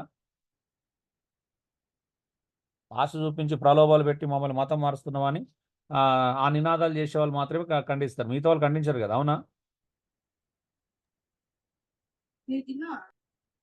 నీ పక్కన ఫ్రెండ్స్కి బాధ లేదు, ఏ బాధలో ఉన్నావు కదా, ప్రభు నమ్ముకోరా అని చెప్తే ఎందుకు ఫీల్ అవుతాడు? సీరియస్ అవేం కాడు.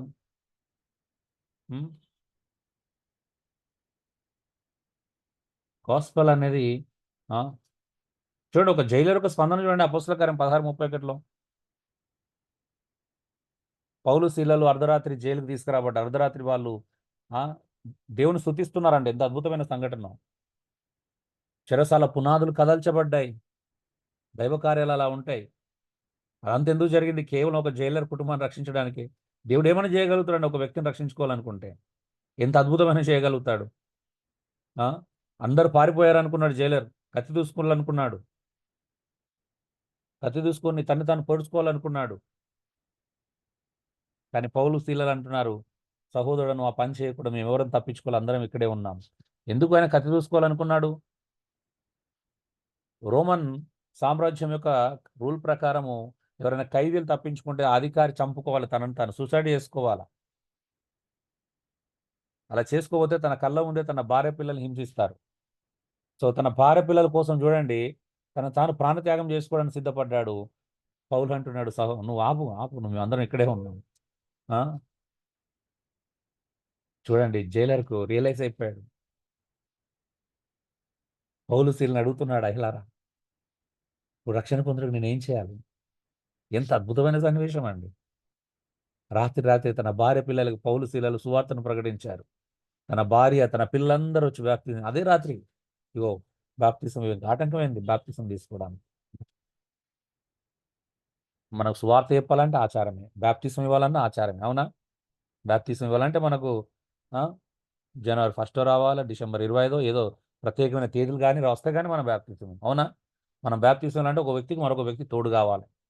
సింగిల్గా ఎప్పటికీ మన జీవితంలో బాప్తిసం ఇచ్చున్న ఒక వ్యక్తికి, అవునా? నిజమే కాదండి? 40 రోజులు కనిపెట్టుకో, 40 రోజులు ప్రార్థన చేయి, 30 రోజులు అది చేయి. ఎక్కడుందండి బైబిల్ ఇవన్నీ? మాట్లాడరు ఏంటండి? లేదన్నా. సువార్తను కలుషితం చేసినాం. బాప్తిసం ఇవ్వడానికి మనకి ఇబ్బందులే. బాప్తిసం ఒక ప్రత్యేకమైన దినం వస్తే కానీ అవునా? అవునన్నా. బాప్తిసానికి ఒక పండుగ దినం కావాలా, ఒక ప్రత్యేకమైన దినం కావాలా? ఎక్కడుందండి బైబిల్లో? ఆ 3000 మంది రక్షించబడినప్పుడు అదే రోజు బాప్తిసం తీసుకున్నారు. 5000 మంది రక్షించబడినప్పుడు అదే రోజు బాప్తిసం తీసుకున్నాడు. పౌలు రక్షించబడినప్పుడు రాత్రే తీసుకున్నాడు. జైలర్ రక్షించబడినప్పుడు అర్ధరాత్రే బాప్తిసం తీసుకున్నాడు. ఉం? ఎంతమంది చూడండి బైబిల్లో. ఆ, నపుంసకుడు వెళ్తున్నప్పుడు వెంటనే బాప్తిసం ఇవ్వమని అడిగాడు ఫిలిప్ని, అవునా అండి? లేదు, ఫిలిప్ అన్నాడు, ఆటంకపరిచాడు, లేదు లేదు మీరు వెంటనే బాప్తిసం తీసుకోకూడదు, కొన్ని సిద్ధపాటు దినాలు ఉంటాయి. ఏమంటారు? సిద్ధపాటు దినాలు ఉండాలి. ఏమంటారు? హలో, ఇక్కడ అన్యుడు, యూదుడు, రోమేయుడు, అవునా, గ్రీసు దేశస్థుడు, యూదుడు, ఎవరు తీసుకున్నా వెంటనే ఇచ్చారా, ఆపారా? హలో, వెంటనే ఇచ్చారన్నా. పశ్చాత్తాపం చెందినప్పుడే, వాళ్ళు మారు మనసు పొందినప్పుడే. ఆ,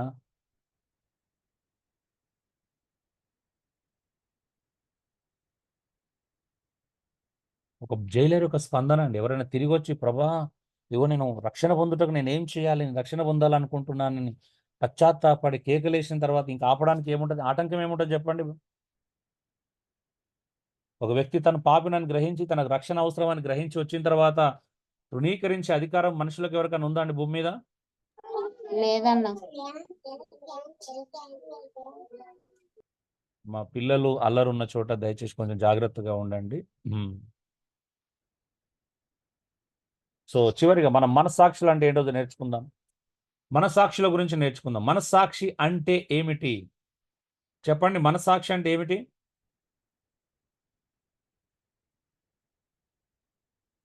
హలో, మనం చేసిన తప్పులను గుర్తించి ఒప్పింపజేసేది.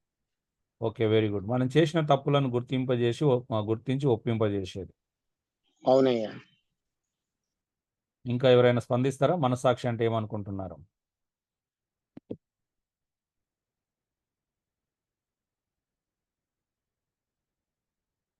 హలో అండి. మన మనసే మనకు సాక్ష్యం చెప్తుంటది. ఒక్కోసారి ఎవరు చూడకపోయినా నువ్వు చేసింది తప్పు, నేనే సాక్షిని అని చెప్తుంటది. మనస్సాక్షి, మనసు కాదు, మనస్సాక్షి. అదే మనస్సాక్షి అంటే అదే మనకు సాక్ష్యంగా ఉంటది. ఓకే, ఇంకా ఎవరైనా?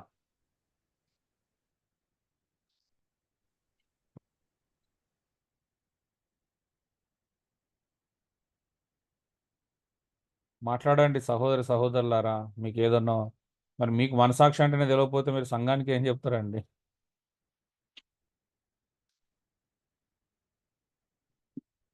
హలో,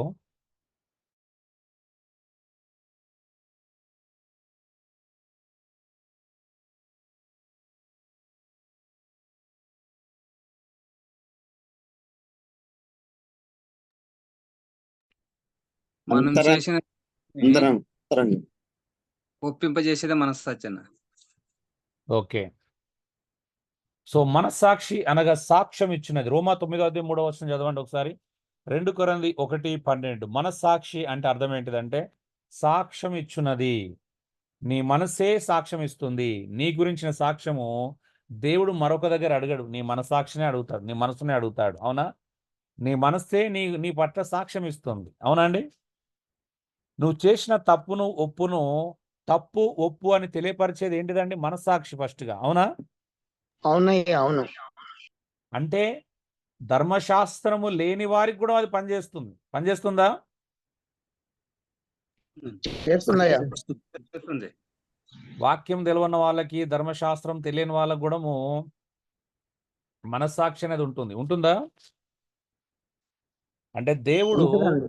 ఏ మానవుడు తన ఎదుట తప్పించుకోకుండా ఉన్నట్లు ప్రతి మానవునికి ఒక మనస్సాక్షి అనేది ఉంటుంది, అవునా? అవునండి.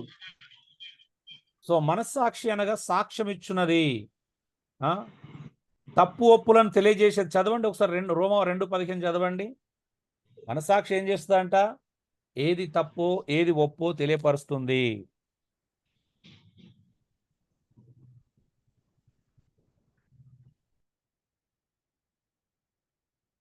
తొమ్మిది మూడు అన్న 2:15 అట్టి వారి మనస్సాక్షి కూడా సాక్ష్యమిచ్చుచుండగా వారి తలంపులు ఒకదాని మీద ఒకటి తప్పు మోపుచు లేక తప్పు లేదని చెప్పుచుండగాను ధర్మశాస్త్రానుసారము తమ హృదయములయందు వ్రాయబడినట్టు చూపుచున్నాము.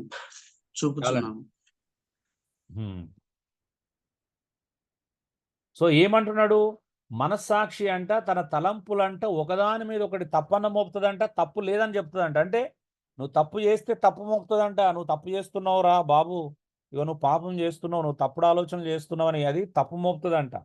ఒకవేళ తప్పు చేయకపోతే తప్పు చేయలేదని చెప్తుందంట, తప్పు లేదు అని చెప్తుందంట. అంటే మనస్సాక్షి అనేది పౌలు ఏమంటున్నాడు అంటే, ధర్మశాస్త్రం ఉన్న వాళ్ళకి ధర్మశాస్త్రం ఉంటుంది, దేవుడు ధర్మశాస్త్రం లేని వానికి మనస్సాక్షి ధర్మశాస్త్రం అంటున్నాడు. అవునా అండి? అవునన్నా. యూదులకు ధర్మశాస్త్రం ఉంది, మరి ధర్మశాస్త్రం లేని అన్ని జనుల సంగతి ఏంటి అని అంటే, అన్ని జనులకు కూడా మనస్సాక్షి అనే ధర్మశాస్త్రం ఉంది. మనస్సాక్షి అనేది ధర్మశాస్త్రంగా పనిచేస్తుందని చెప్తున్నాడు. అవునా?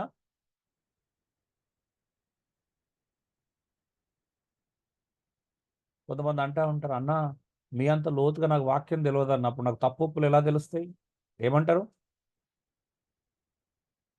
డేర్ బ్రదర్స్ మనస్సాక్షి చెప్తుంది కదండి. వాక్యం తెలవకపోయినా మనస్సాక్షి ఉంది కదా. ఇప్పుడు మనస్సాక్షి అనేది ఏం చెప్తుంది? తప్పు ఒప్పులు అని చెప్తుంది కదా. నీకు వాక్యం తెలియకపోయినా ఇప్పుడు దోసుకోవడం ప్రజలను దోసుకోవడం వాక్యం తెలిస్తేనే, ఇప్పుడు దర్శన భాగం మీకు నేర్పించినట్టు నేర్పిస్తేనే అర్థమవుతుందా అండి?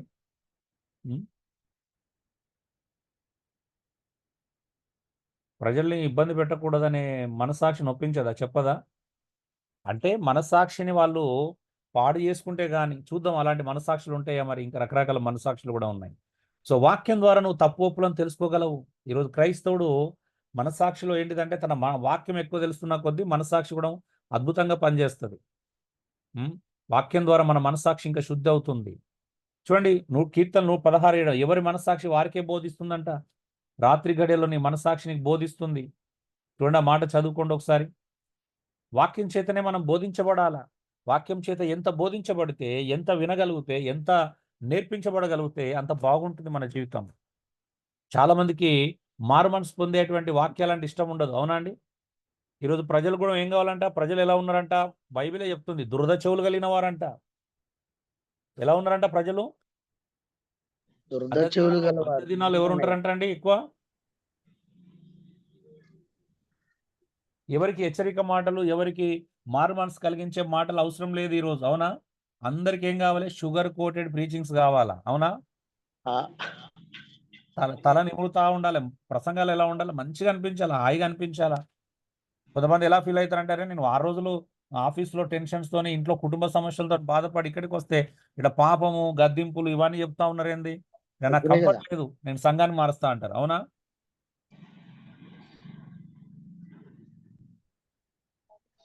బ్రదర్స్ అండ్ సిస్టర్స్, అర్థమవుతుందా అండి? మనము ఏమైపోయినామంటే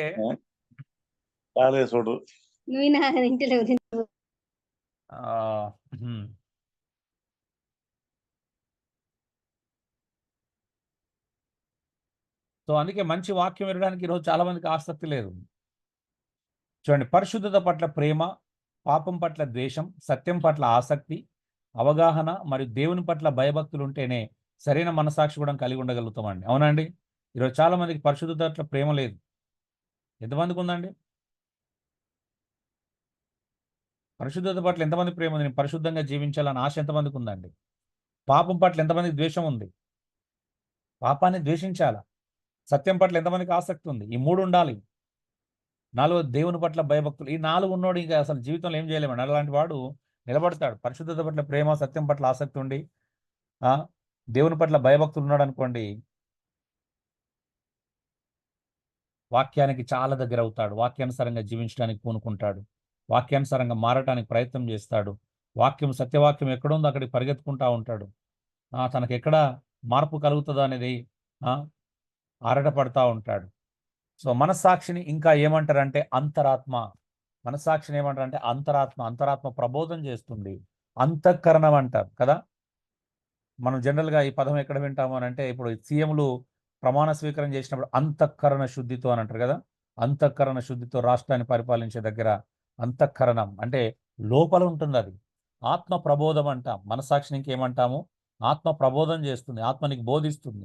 అంతరాత్మ నేను హెచ్చరిస్తుంది. అంతరాత్మ నీకు బోధిస్తుంది. అంతఃకరణం నువ్వు శుద్ధిగా ఉండాలి. అంతఃకరణము నేను శుద్ధిగా ఉండాలని నేర్పిస్తుంది. అవునా? సో ఆత్మ, అంతరాత్మ, అంతఃకరణము, ఆత్మ ప్రబోధం అనేటువంటి పదజాలాలు పర్యాయ పదాలుగా మనం చూడొచ్చు. చూడండి, అన్న ఎవడు ఒకసారి ప్రీవియస్ స్లైడ్ పెట్టు.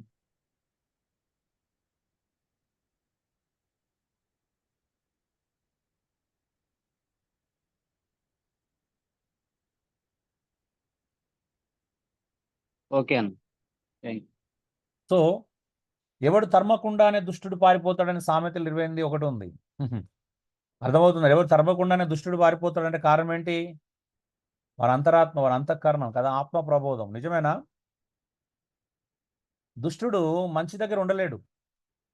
మంచి విషయాలు నేర్పించే దగ్గర దుష్ట స్వభావం కలిగిన వాడు ఉండలేడు. అవునా అండి? మన అంతరాత్మ అక్కడి నుంచి వెళ్ళి పారిపోమని చెప్తుంది. అవునా? మన అంతరాత్మ నుంచి వెళ్ళి పారిపోలే చేస్తుంది. నిజమేనా? మాట్లాడరేంటండి? నిజమేనా? ఎస్. దుష్టుని తరమాల్సిన అవసరం లేదు. నలుగురు మంచోళ్ళ దగ్గర దుష్టుని తరమాల్సిన అవసరం లేదు. అక్కడ ఉండలేడు. అక్కడ వాస్తవం చెప్పాలంటే మంచి విషయాలు మాట్లాడుకునే చోట దుష్టుడు ఉండలేడు. మనసు ఒప్పుకోదు. ఒకవేళ కూర్చున్న మన కొరకు బలవంతంగా కూర్చుంటాడు. అవునా? అవును. ఒక మంచి క్లాస్ పెట్టినప్పుడు, మంచి సెమినార్ పెట్టి మనం ఆత్మ సంబంధమైన విషయాలు మాట్లాడుకున్నాడు అనుకో, అక్కడ అలాంటి వాటికి సుముఖత లేనివాడు, అలాంటి మాటలు ఇష్టం లేనివాడు అక్కడ కూర్చోలేడు. అవునా? కొంతమంది మనం అప్పుడప్పుడు స్నేహితులనో, ఫ్రెండ్స్నో, ఇంట్లో వాళ్ళనో బలవంతంగా తీసుకొని కూర్చొని పెడతాం, భార్యలనో భర్తలనో. అయ్యారు వాళ్ళు అక్కడ వినలేరు. అవునా? ముళ్ళ మీద కూర్చున్నట్టు ఉంటుందండి వాస్తవం చెప్పాలంటే. అవునా? వాళ్ళ హృదయానికి తాకే మాటలు అక్కడ ఉంటున్నాయి అంటే వాళ్ళకి ఎలా ఉంటుంది? ముళ్ళ మీద కూర్చున్నట్టు ఉంటుంది. ఎప్పుడైపోతుందా, ఎప్పుడు లేచిపోదాం అని ఉంటారు. కానీ కొంతమంది డిగ్నిటీ ఎవరేమనుకుంటారు భయంతో ఉంటారు అంతే. కానీ లోపల మనసాక్షి పారిపోమని చెప్తా ఉంటది.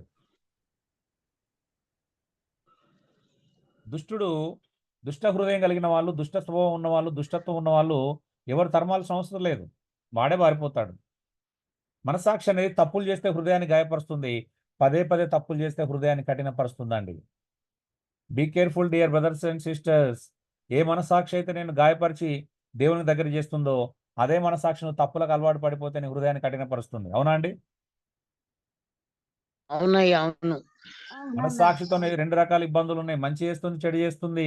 నువ్వు తప్పులు పదే చేసి అలవాటు పడిపోయావు. అదే మనస్సాక్షి నీ మనసుని నేనేం చేస్తుంది అని అంటే కఠినం చేస్తుంది నీ మనస్సాక్షిని. అవునా? అవునండి. నీ హృదయాన్ని, నీ మనసును కఠినపరుస్తుంది. నేను ఫీలింగ్ లేకుండా చేస్తుంది అది. అందుకే తప్పులు చేసినప్పుడు వెంటనే రియలైజ్ కావాలా. హెబ్రీ గ్రంథకర్త చెప్పినట్టు నేడు అనబడు సమయం ఉండగానేనంట. అవునా?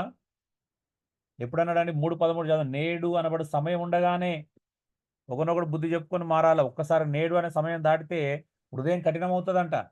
చదవండి ఒకసారి ఎవరైనా హెబ్రీ 3:13.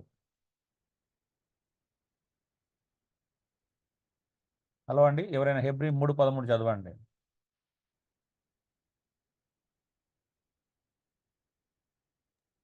నేడు మీరు ఆయన శబ్దమును వినిన ఎడల కోపము పుట్టించినప్పటి నుండే మీ హృదయములను కఠినపరచుకొనకూడదని ఆయన చెప్పెను గనుక పాపము వలన కలుగు భ్రమచేత మీలో ఎవడును కఠినపరచబడకుండునట్లు నేడు అనబడు సమయం ఉండగానే ప్రతి దినమును ఒకరినొకడు బుద్ధి చెప్పుకొనుడి. ఏలయనగా చాలు. ఏమంటున్నాడు అండి? ఎంత క్లియర్ గా చెప్తున్నాడు. దేవుడు గద్దించినప్పుడు అంట హృదయం కఠినమయ్యే ప్రమాదం ఆస్కారం ఉంటుందంట. ఎవరైనా గద్దిస్తే హృదయాన్ని కఠినం చేసుకోవద్దండి డియర్ బ్రదర్స్ అండ్ సిస్టర్స్.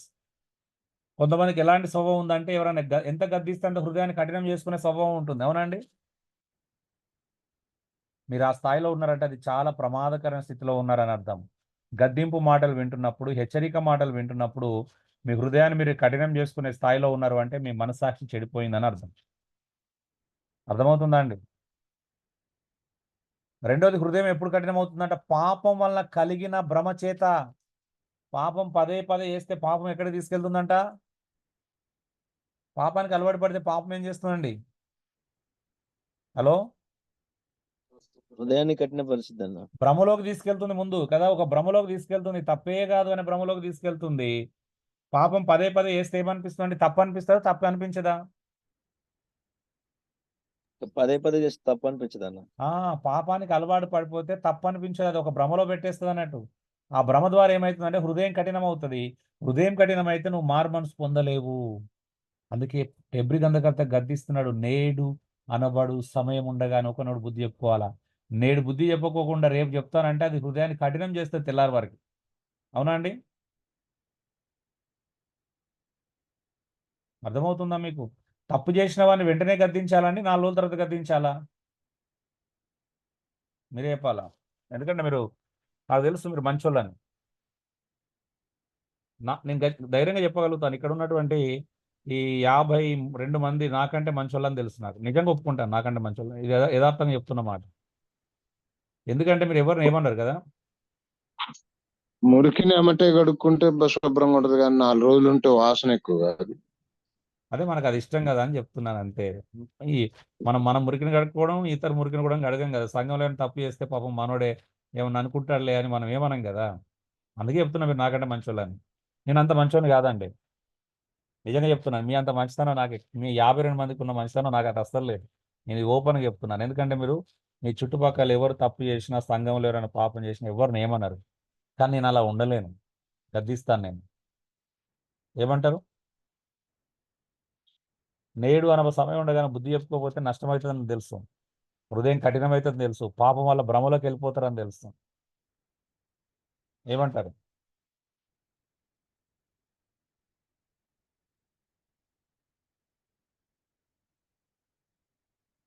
నిజమా కాదండి? మీరు అందరు నాకంటే మంచి వాళ్ళే కదా.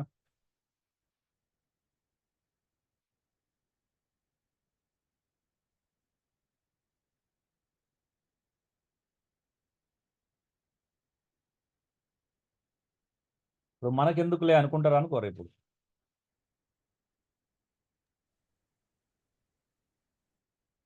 ఇప్పుడు మీ ఏరియాకు ఒక ఎగ్జాంపుల్ చెప్తున్నాను, మొన్న లాస్ట్ టైం విషయమే చెప్తున్నాను. నేను తప్పని చెప్పిన మొన్న, అప్పుడు పెద్ద అయినా కూడా మీ ఏరియాలోకి ఎవరో దహించి అగ్ని తామసులు అంటే ఒక అబద్ధ ప్రవక్తను పిలిపించారు. పిలిపిస్తే కొంతమంది ఆయన సమర్థించారు, ఆయన మంచోడని. నేను దాన్ని ఖండించాను. అబద్ధ ప్రవక్తను పిలిచినప్పుడు మంచోడు ఎట్లా అవుతారని ప్రశ్నించాను. కానీ అది ఎవరికి అర్థం కాల. కొంతమంది వెళ్తా అన్నారు, వెళ్ళకపోతే ఎట్లా అంటే వాళ్ళు ఫీల్ అవుతారు అన్నారు. అరే వాళ్ళు ఫీల్ అవుతారని వెళ్తావా? అంటే పక్క వాళ్ళు ఫీల్ అవుతారని ఎన్ని తప్పులైనా చేస్తారండి? పాపం చేయొచ్చు అంటారు. అయితే నేను వెళ్ళానండి. ఆయన హార్ట్ అయితే నాకేంది, నేను ఆయన అబద్ధ ప్రవక్తను పిలిస్తే ఆయన ఎందుకు సమర్థిస్తానండి? ఎంత మంచోడైతే నాకేంది అది? పబ్లిక్ అయితే ఒక అబద్ధ ప్రవక్తను సపోర్ట్ చేసినట్టే కాదా? హలో, ఏమంటారు?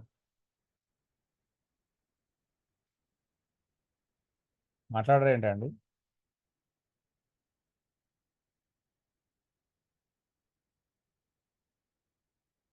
ఓకేనా? అతను పొట్టిగా చిన్నగా ఉంటాడు కదా, పాటలు పాడతాడు, ఆయన కూడా పిలిపించుకున్నారు. కానీ ఆయన ఒక అబద్ధ బోధకుడు అని తెలుసా అండి? హలో, అవ్వ సాతానుతో పాపం చేసిన పిల్లలు కన్నదని చెప్పాడు. అంగీకరిస్తారా? ఓకేనా? పైన తప్పు. ఏదేదో మాట్లాడతాడు ఆయన. ఇప్పుడు పాపం చేసినా కూడా స్వరం మంచుకుంటే వాడుకోవచ్చు, తప్పేమంటారు? ఏమంటారు? పాటలు మంచిగా పాడతాడు కదా. ఇలాగ నేను అంగీకరించనండి. అది మీరు రియలైజ్ కావాలా, ఎవరికి వాళ్ళు రియలైజ్ కావాలా.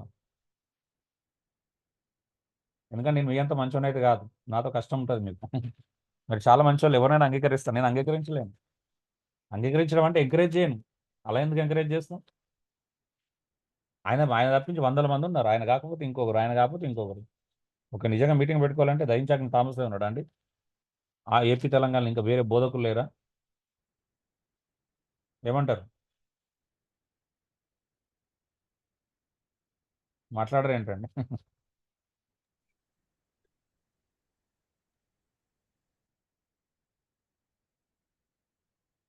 ఏమో సైలెంట్ అయిపోయారంటే నా మీద లోపల స్టార్ట్ అయిందని అర్థం. Thank you. మీ ద్వేషాన్ని నేను అంగీకరించడానికి సిద్ధంగా ఉన్నాను. మీ వ్యతిరేకత నేను స్వీకరించడానికి సిద్ధంగా ఉన్నాను కాబట్టి అది చేస్తాను. ఓపెన్గా మాట్లాడుతున్నాను. సో మనస్సాక్షి ఎక్కడ ఉంటుంది? మనస్సాక్షి ఉండు స్థలం హృదయం. రోమా 2:15.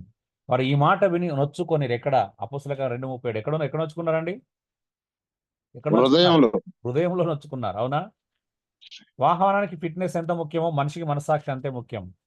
వాహనానికి ఫిట్నెస్ లేకపోతే ఎలా ఉంటుందండి? హలో,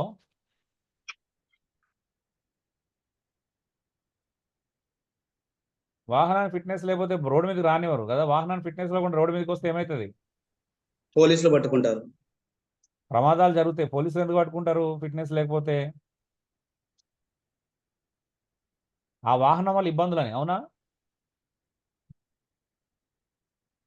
ఊరికి ఎందుకు పట్టుకుంటారండి? వాహనం ఫిట్నెస్ లేకపోతే మంచిదా కాదా? కాదండి.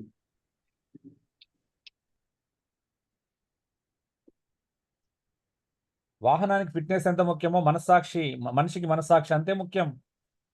మనస్సాక్షి లేకపోతే అర్థమే ఉండదు. బైబిల్ నుండి కొన్ని ఉదాహరణలు చూద్దాం. ఆదాము వాళ్ళు దాక్కున్నారు. ఎందుకు దాక్కున్నారండి? ఎందుకు దాక్కున్నారు? మనస్సాక్షి గద్దించబడిన వారే. పాపం చేసినందుకు మనస్సాక్షి గద్దించింది. వాళ్ళకి దాక్కోవడం వాళ్ళకి వాళ్ళు నేర్పించారా? మనస్సాక్షి అది గద్దించింది. అందుకే పాపం చేసినప్పుడు దాక్కున్నారు. ఎవరు దాక్కుంటారు సహజంగా? అప్పుడు తప్పు చేసిన వాళ్ళు దాక్కుంటారు, ఇప్పుడు అప్పు చేసిన వాళ్ళు దాక్కుంటున్నారు. అంతే కదా. ప్రపంచంలో ఇద్దరే దాక్కుంటారు. ఒకటి తప్పు చేసినోడు, రెండో తప్పు చేసినోడు. కయీను ఆదికాండం 4వ అధ్యాయంలో ఏం చేశాడు? దేవుడు అడుగుతున్నాడు, నువ్వు ఒప్పు చేస్తే తలెత్తుకోవా? తలెందుకు దించుకున్నాడు కయీను? తప్పు చేసినందుక ఒప్పు చేసినందుక? తప్పు చేస్తాడు. తప్పు చేసినందుకే తల దించుకున్నాడు. దేవుడు అడుగుతున్నాడు, నిజంగా నువ్వు సత్క్రియ చేస్తే తలెత్తుకునేవాడివి. నువ్వు సత్క్రియ చేయలేదు, నీ సహోదరుని తమ్ముని చంపావు, సత్క్రియ ఎలా అవుతుంది? అందుకే తల దించుకున్నాడు అంటే కయీను. చూడు, సౌలు విషయంలో ఏం జరిగింది? దావీదు మనసు నొచ్చిందంట. చూడండి, దావీదు మనసు నొచ్చి సౌలుని చంపడానికి 3 అవకాశాలు వచ్చినా వాడుకోలేదు. వాడుకున్నాడా అండి? వాడుకోలేదు. వాస్తవానికి దావీదు సౌలుని చంపడానికి 3 సార్లు అవకాశం వచ్చింది, అయినా కూడా దాన్ని సద్వినియోగం చేసుకోలేదు. వాడుకోలేదు. ఆయన మనసాక్షి నొచ్చుకున్నాడంట. మనసాక్షి చెప్పినట్టు విన్నాడు. అవునండి? అవునన్నా. మనం కొన్నిసార్లు ఆ మనసాక్షిని పట్టుబట్టే లేదు, మనం కఠినం చేసుకొని ఆయన కొట్టాల్సిందే అని అంటాం. అవునా? దెబ్బ పడాల్సిందే. ఏమంటారు? రివెంజ్ తీర్చుకోవాలంటారు. తీర్చుకోవాలి, అవకాశం దొరకదు మళ్ళీ. ఏమంటారు? అది మన పరిస్థితి. చూడండి, మనస్సాక్షి వింటున్నాడు. ఆయన మనస్సాక్షి మాట విన్నాడు. ఎంత అద్భుతమైన! వ్యభిచారంలో పట్టబడిన స్త్రీ విషయం గద్దింపబడిన వారే అంట. హృదయంలో గద్దింపబడినారు కదా మనస్సాక్షి. సో మనస్సాక్షి నీకున్న జ్ఞానం యొక్క స్థాయిని బట్టి కూడా సాక్ష్యం ఇస్తుందండి. వాక్యాన్ని బట్టి సాక్ష్యం ఇస్తుంది. వాక్యానుసారమైన జ్ఞానాన్ని బట్టి సాక్ష్యం ఇస్తుంది. కొంతమంది జ్ఞానం ఎక్కువైతే కూడా మనస్సాక్షి నాకు అన్ని బాగా తెలుసు కాబట్టి తప్పు కాదనేటువంటి హృదయ కాఠిన్యాన్ని కూడా కలిగిస్తుంది. జ్ఞానం ఎక్కువైతే కూడా ప్రాబ్లమే, అనవసరమైన జ్ఞానం. అవునా? అవునా కదండి? హైదరాబాద్లో ఒక ఆయన ఉన్నాడు కదా, ఒక పల్లెలో, కుక్కడపల్లిలో ఉంటాడు. ఇక ఆ మనస్సాక్షి అని పనిచేయదు. ఇక జ్ఞానం ఎక్కువైంది కదా.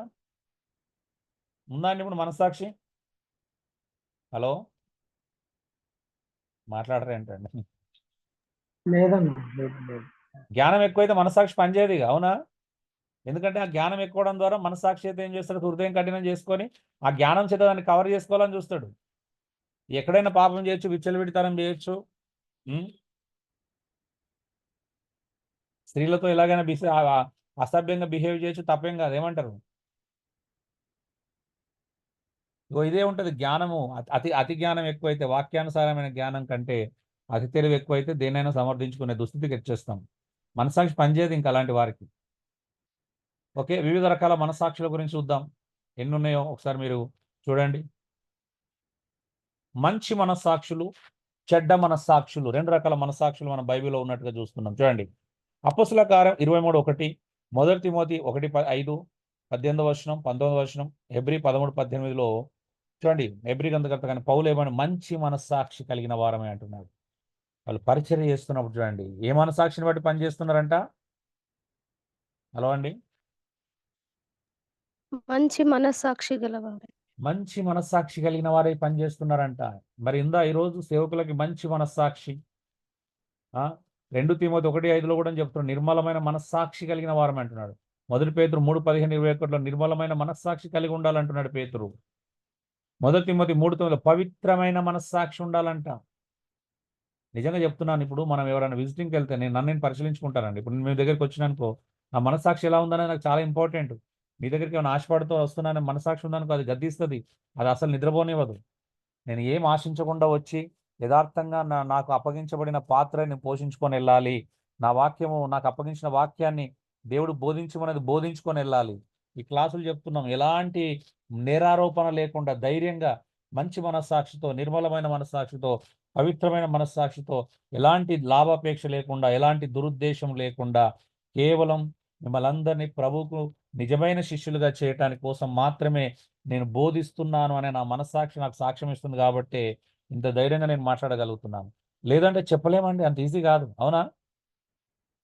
లోపల దురుద్దేశాలు ఉంటే స్ట్రాంగ్ గా మాట్లాడలేము, అధికారికంగా చెప్పలేము. అవునా అండి? హలో. అవునండి, అవునండి. చాలా పెయిన్ఫుల్గా ఉంటుంది. మనస్సాక్షి పనిచేసేవానికి అది కుదరదు. మనస్సాక్షి చంపుకోలేడు. మనస్సాక్షి రోజు నొప్పిస్తూ ఉంటుంది. ఏంటి తప్పు చేస్తున్నావు అనే ఫీలింగ్ వెంటనే వచ్చేస్తుంది. కాబట్టి ఆ పౌలు చెప్పినట్టుగా పేతురు చెప్పినట్టుగా మనం నిజంగా మంచి మనస్సాక్షి నిర్మలమైన మనస్సాక్షి పవిత్రమైన మనస్సాక్షి కలిగి బోధిస్తున్నామా? పవిత్రమైన మనస్సాక్షిని సువార్త చెప్తున్నామా? ఇలాంటి మంచి మనస్సాక్షులతోనే పరిచర్య చేస్తున్నామా? ఇలాంటి మంచి మనస్సాక్షులతోనే సంఘాన్ని దగ్గరికి సేవ చేయడానికి వెళ్తున్నామా? లేకపోతే ఇలాంటి మంచి మనస్సాక్షులతోనే విజిటింగ్కి వెళ్తున్నామా? లేకపోతే విజిటింగ్కి వెళ్తే 50-100 వస్తారని దురుద్దేశం అంటే ఆశ కలిగి వెళ్తున్నామా? అది ఉండకూడదండి. మన పరిస్థితి ఎంత దీనావస్థలో ఉండొచ్చు. దీనస్థితిలో ఉన్నా కూడా వాళ్ళు ఆశించకూడదు. ప్రేమతో వాళ్ళు ఇస్తే వేరే విషయం, కానీ మనం ఆశించాలి అంటే మనం అంత నిర్మలంగా అంత అంత మంచి మనస్సాక్షి అంత పవిత్రమైన మనస్సాక్షి మనం కలిగి ఉండాలని బైబిల్ చెప్తుంది. ముఖ్యంగా సేవకులకు విశ్వాసులకి ఇలాంటి మంచి మనస్సాక్షులు ఉండాలి. అవునండి? చూడండి చెడ్డ మనస్సాక్షులు కూడా ఉన్నాయి. ఎలాంటి అపవిత్రమైన మనస్సాక్షి అంటే తీతు 1:15 చెప్తున్నాడు. అందుకే వాళ్ళు ఏంటిదంట వాళ్ళు మాటలతో దేవుని ఎరిగినట్టున్నారంట, క్రియలలో దేవుని ఎరగమన్నట్టున్నారంట. అందుకని వాళ్ళ క్రియలో నిష్ఫలులు అంటున్నాడు. క్రేతుల గురించి పౌలు మాట్లాడుతూ మీ గురించి నేను విన్నది నిజమే, క్రేతులు ఎల్లప్పుడూ దుష్ట మృగములంట, చెడ్డవారంట. అవునా? వాస్తవానికి వాళ్ళు దేవుని విశ్వసించి బయటికి దేవుని ఎరిగినమన్నట్టు ఉన్నారు, కానీ వాళ్ళ క్రియల వల్ల దేవుని ఎరగనట్టున్నారంట. ఎందుకంటే వాళ్ళ అపవిత్రమైన మనస్సాక్షి వాళ్ళని అలా చేసేసిందంట. అవునా? చదవండి ఒకసారి ఆ మాట.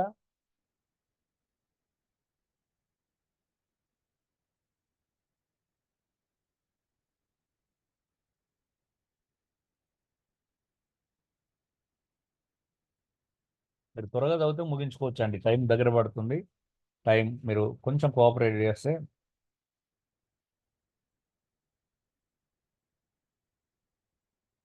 యాభై మందిలో బైబిల్ తీసి వాక్యం చదివే స్థాయిలో ఎవరు వారిలో లేకపోతే ఒకడు అనగా సిగ్గు అనిపిస్తుందండి. వారి సొంత ప్రవక్తలలో ఒకడిట్లా నేను క్రేతీయులు ఎల్లప్పుడూ అబద్ధికులను దుష్ట మృగములను సోమరులకు తిండిపోతులనై ఉన్నారు. ఈ సాక్ష్యము నిజమే. ఈ హేతువు చేత వారు యూదుల కల్పనా కథలను సత్యము నుండి తొలగిపోవునటి మనుషుల కట్టడను లక్ష్య పెట్టక విశ్వాస విషయమున స్వస్థులకు నిమిత్తము వారిని కఠినముగా గద్దింపుము.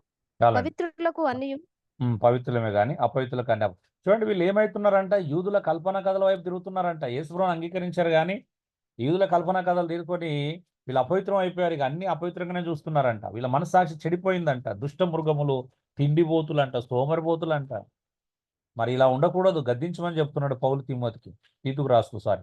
చూడండి వాతవేమన మనస్సాక్షి అంట. మొదటి తిమోతి 4:3 వీళ్ళు వాతవేమన మనస్సాక్షి కలిగిన వారంట. దేవుడు సృజించిన ఆహార వస్తువులను కొని తినుట వాళ్ళని బోధిస్తారంట. ఎందుకో కొంతమంది హృదయాలు చాలా కఠినంగా ఉంటాయండి. ఎవరన్నా ఏదైనా తింటే నచ్చదు. అవునా అండి? నిజమా కాదా? మాట్లాడరేంటండి? నిజమేనా. తిండి విషయంలో కొంత హృదయాలు ఎంత ఉంటాయంటే వాతవేమన మనస్సాక్షి కలిగి ఉంటారు. పెళ్లి చేసుకోవద్దంటారంట కొంతమంది. వీళ్ళు పెళ్లి చేసుకుంటే నచ్చదు. కొంతమందికి వీళ్ళు ఏది పడితే నాన్ వెజ్ తింటే నచ్చదంట. వాతవేవన మనసాక్షి. పెళ్లిని నిషేధించడము, దేవుడు సూచించిన కొన్ని ఆహార వస్తువులను నిషేధించడం. వాళ్ళు బీఫ్ తింటారంట, ఎంత గలీజ్ అండి, అది ఎట్లా తింటారు? అంటే వాళ్ళ మనస్సాక్షి వాతవేవాడు తీర్పు తీరుస్తారు వీళ్ళని, అవునా? అది పాపంగా చూస్తారు, అవునా అండి? ఇక్కడ వాతవేమ మనస్సాక్షి ఏంటిది? ఎదుటి వ్యక్తి ఏదైనా ఆహార పదార్థాలు తింటే వీళ్ళకు దీన్ని పాపంగా చూస్తారు, తప్పుగా చూస్తారు, అవునా అండి? చూడొచ్చు అంటారు అలాగా? చూడకూడదన్న. చూడకూడదు. మాట్లాడరు ఏంటండి? ఎవరన్నా ఏదైనా తిన్నారనుకోండి, తినకూడదు, మీకు నచ్చంది అంటే తినకూడదంటే అర్థం ఏంటిది? సృష్టిలో తినకూడదు ఏది లేదు, నీకు నచ్చని మాత్రమే ఉంటుంది, అవునా? మనుషులకు నచ్చని ఉంటే కానీ తినకూడని ఉన్నాయా? దేవుడు లేవు. సూచించిన అన్ని ఆహార పదార్థాలు ప్రార్థన ద్వారా విశ్వాలను పవిత్రపరచబడతాయి. అపవిత్రమైనవి ఉన్నాయని అడుగుతున్నాను. లేవు. అది నీకు నచ్చదు అంతే, అంతే కదా? అంతే అంతే. మేకలు గొర్రెలు తినడానికి పంది అసహ్యం, పందిని తినడానికి ఇవి అసహ్యం కదా, గాడిద తినడానికి అది ఇంకొకటి అసహ్యం. ఎవరి ఏరియాలో ఉన్న వాళ్ళకి అది అది ఇష్టమైనది, అవునా అండి? కొంతమంది అలాగా ఇది తినకూడదు అది తినకూడదు అని వాతవేవన మనసాక్షి చేత, బ్రదర్ అలా వెళ్తారు, అలా చేయకూడదు బ్రదర్, అది మంచిది కాదు బ్రదర్ అని వీళ్ళు తప్పుగా భావిస్తారు, అవునా అండి? వాతవేయబడిన మనస్సాక్షి అలా ఉంది కాబట్టి తప్పుగా తీసుకుంటున్నారు. మూడోది కల్మషమైన మనస్సాక్షి, అంటే నేరారోపణ కలిగిన హృదయం కలిగింది అన్నట్టు. కల్మషం, ఒకదాని మీద ఒకటి తప్పు మోపేటువంటి నేరారోపణ కలిగినటువంటి మనస్సాక్షి. చివరిగా మనం నిర్దోషమైన మనస్సాక్షి. అపోస్తుల కార్యం 24:14 పౌలు మాట్లాడతాడు. రోమా 15:1 బలమైన మనస్సాక్షి కలిగి ఉండాలి. మంచి మనస్సాక్షులు చూడండి, మంచి మనస్సాక్షి, పవిత్రమైన మనస్సాక్షి ఎంత అద్భుతమైన చూడండి. నిర్మలమైన మనస్సాక్షి, నిర్దోషమైన మనస్సాక్షి, బలమైన మనస్సాక్షి కలిగి ఉంటే మంచి మనస్సాక్షులు. చెడ్డ మనస్సాక్షులు కూడా మనం చూసాం కదా. బలహీనమైన మనస్సాక్షి, 1 కొరింథీ 8, 7, 10, 12 వీళ్ళు తిండి దగ్గరనే ఈ వాతవేయమైన మనస్సాక్షి, ఈ బలహీనమైన మనస్సాక్షి తప్పు కాకపోయినా తప్పుగా భావిస్తూ ఉంటారు, అవునా? తినడం తప్పు కాదు, కొంతమంది తినడాన్ని తప్పుగా భావిస్తారు. ఇలాగా చూడండి మనస్సాక్షులు. ఈ మనస్సాక్షులను బట్టి మన సహోదరుని మనం ఏం చేస్తున్నాం? తీర్పు తీరుస్తున్నాం, మన సహోదరులను తృణీకరిస్తున్నాం ఇలాంటి విషయాలలో చెడ్డ మనస్సాక్షుల కారణంగా, అవునా కదండి? పాపం కాకపోయినా మన సహోదరులను తీర్పు తీరుస్తున్నాం. మరి మనస్సాక్షి దేవుడిచ్చిన వరము. కొన్ని ముఖ్య కారణాలు చూద్దాం.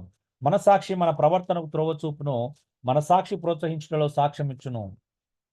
మనస్సాక్షి దేవుడు సేవించడంలో తోడ్పడును, మనస్సాక్షి గుణమును కట్టుకున్నటకు సహాయం చేయను, అవునా కదా? ఇంతకుముందు చూసిన లేఖనాల ప్రకారం చెప్తున్నాను. మనస్సాక్షి ప్రవర్తనకు త్రోవ చూపుతుందండి. మనస్సాక్షి ప్రోత్సహించడం సాక్ష్యం ఇస్తుంది. అవును, నా సేవలో నన్ను ప్రోత్సహిస్తుంది. మనస్సాక్షి ఏం చేస్తుందంటే, అరే నువ్వు ఏం తప్పు చేయట్లేదు, నువ్వు మంచి కోసమే చేస్తున్నావు, చెయ్యని ప్రోత్సహిస్తుంది. మనస్సాక్షి దేవుని సేవించడం తోడ్పడుతుంది. నీ సేవ తప్పు కాదు, నువ్వు ఎవరిని ఏం ఆశించట్లేదు, నీకు దురుద్దేశం లేదు, నువ్వు వాక్యాన్ని ఉన్నదన్న చెప్తున్నావు అని అది ప్రోత్సహిస్తుంది. మనస్సాక్షిని నా గుణాన్ని కట్టుకోవడానికి సహాయం చేస్తుంది. మనస్సాక్షి పాపం నుండి పవిత్రపరుస్తుంది. మనస్సాక్షి పాపం చేయకుండా చేస్తుంది. మనస్సాక్షి సేవలో బలపరుస్తుంది. మనస్సాక్షి సహవాసములో సహాయం చేస్తుంది. మనస్సాక్షి నాకు పర సంబంధమైన విషయాలపై ప్రభావం చూపుతుంది. లోక సంబంధమైన విషయాలు ఇన్వాల్వ్ కాకుండా చేస్తుంది. లాస్ట్ స్లైడ్ ఒకసారి బెటర్ అన్న.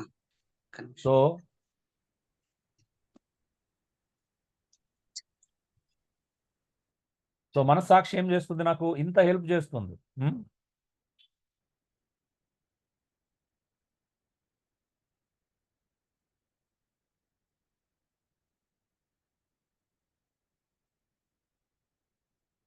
మాట వినబడుతుందా అండి మీకు?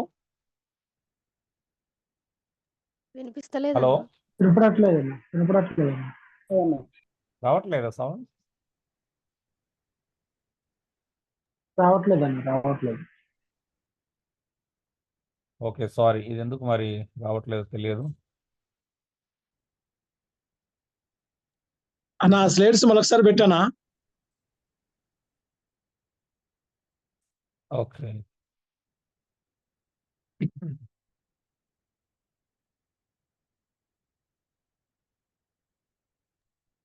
ఓ మానవాని పాపం మానం, ఇది చాలా మీనింగ్ ఉంటుందండి. ఈ సాంగ్ బాగుంటది. ఒక్క నిమిషం అండి. ఆ,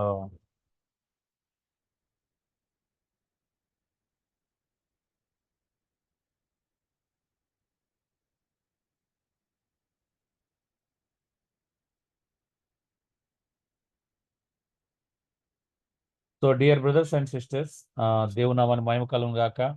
సో మంచి మనస్సాక్షులు, చెడ్డ మనస్సాక్షులు చాలా విన్నాము.